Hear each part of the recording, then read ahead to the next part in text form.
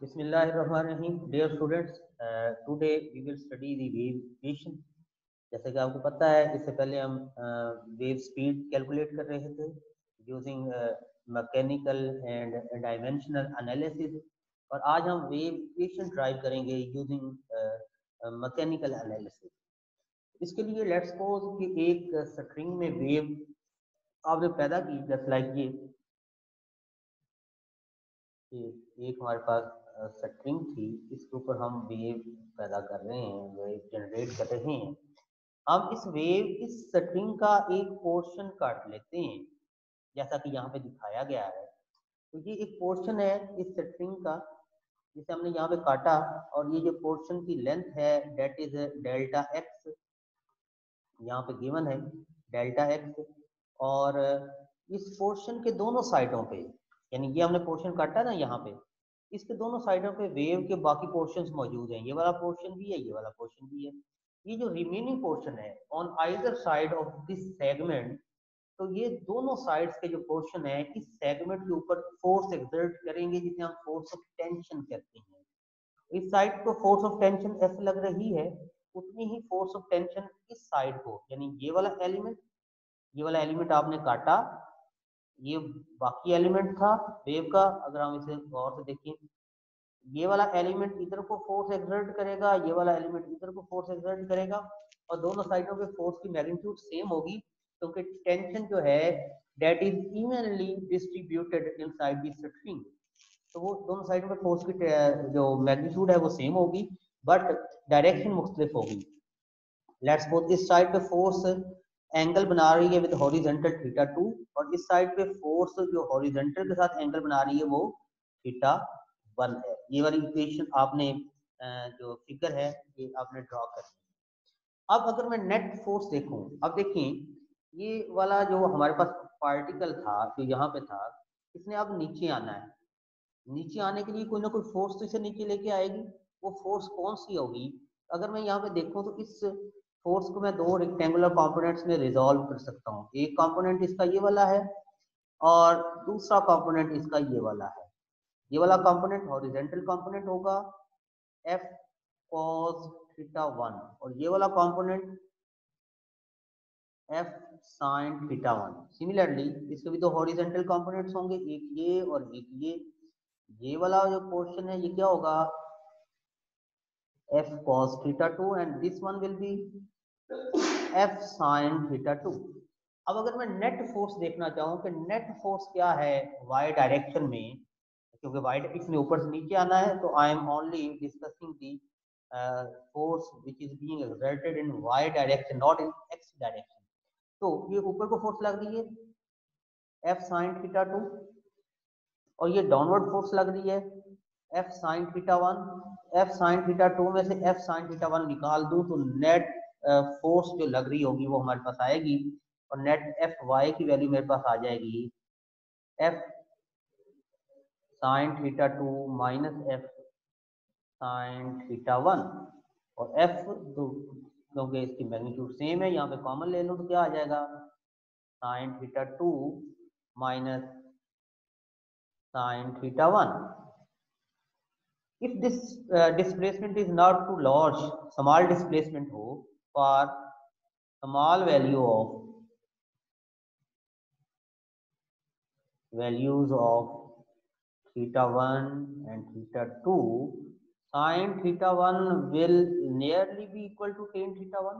तो well understood बात है, इससे पहले established fact है, बात कर चुके हैं। Similarly sin theta 2 will become nearly equal to tan theta 2।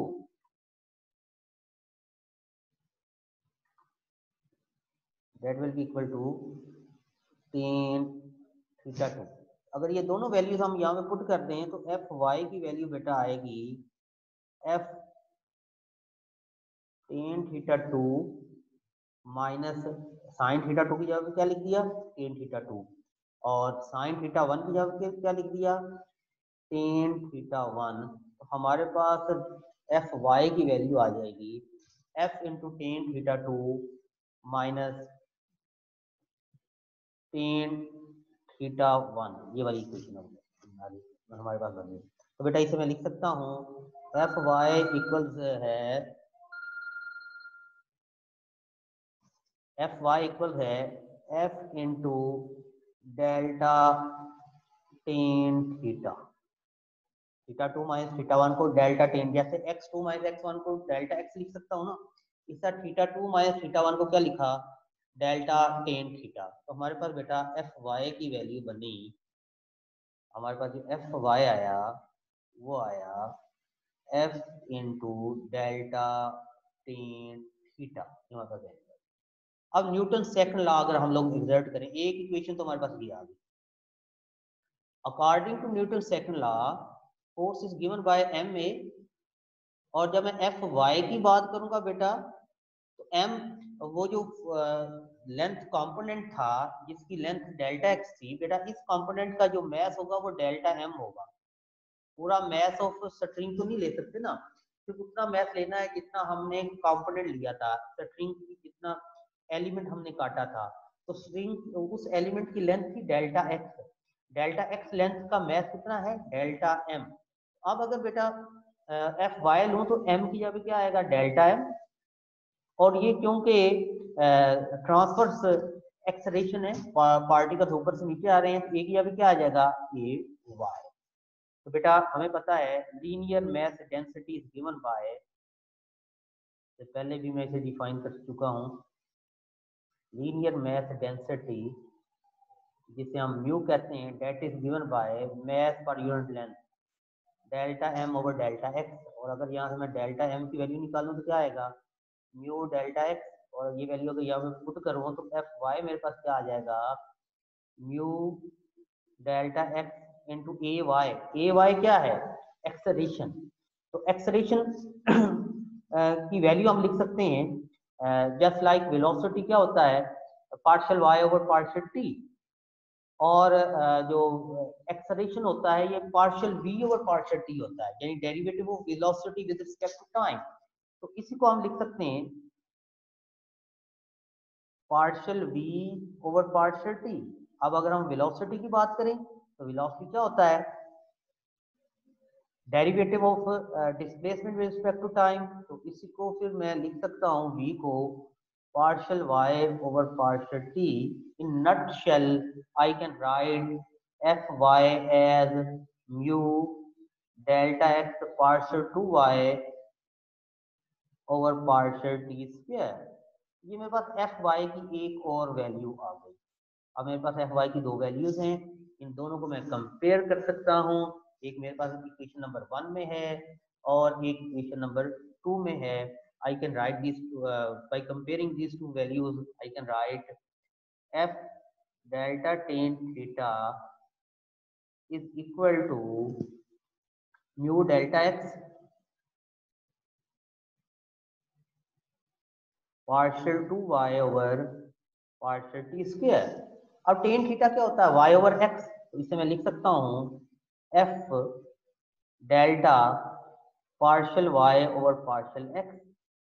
Tan theta basically slope होती है ना बेटा, स्लोप क्या होती है y ओवर x होती है, y2 minus y1 over x2 minus x1। तो इसमें लिख सकता हूँ delta y over delta x into mu delta x partial 2y over partial t square.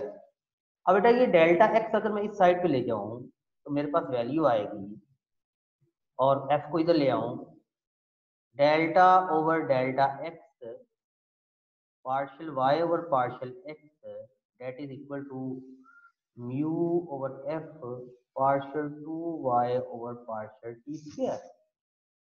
अब बेटा अगर मैं यहाँ पर लिमिट अप्लाई करूँ डेल्टा x अप्रोचेस 0, तो delta divided by delta x into partial y over partial x equals f mu over f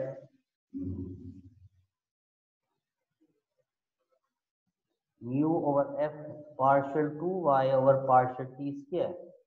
तो बेटा जब डेल्टा अप्लाई करूंगा तो ये पार्शियल में कन्वर्ट हो जाएगा। जब आप देखते हैं derivative by ab initio, ab initio जिसे आप कहते हो, तो जब हम डेल्टा एक्स इन हाइट समाल हो जाता है तो ये पार्शियल में कन्वर्ट हो जाता है। तो इसमें लिख सकता हूँ partial over partial X, partial Y over partial X equals mu over F partial 2y over partial t square. I can write it as partial over partial x, partial y over partial x equals mu over f partial 2y over partial t square. बेटा इसे देखिए तो मैं क्या लिखूंगा, partial 2y over partial x square equals mu over f partial 2y over partial t square. अब हमें पता है कि what is the speed of wave, speed of wave को हम क्या लिख सकते हैं, f over mu under root. अगर बेटा दोनों साइडों में स्क्वायर लूं तो v स्क्वायर क्या हो जाएगा, f ओवर म्यू, और अगर मैं म्यू ओवर f लूं तो ये इक्वल हो जाएगा 1 over v square. It means कि मैं म्यू ओवर एफ को क्या लिख सकता हूँ, 1 ओवर वी स्क्वायर। तो मेरे पास इक्वेशन क्या बन गई, partial 2y over partial x square equals 1 over v square partial 2y over partial t square. बेटा this is the wave equation. तो यही हमने ड्राइव करनी थी। इसमें कोई इशू है तो ये मैं फेसबुक पे यूट्यूब पे इसे अपलोड कर दूंगा। आप इसे अगेन एंड अगेन सुन के इश्यूज जो है उन्हें रिजॉल्व कर सकते हैं, और आप मुझसे भी पूछ सकते हैं इसमें कोई इशू है तो आप मुझसे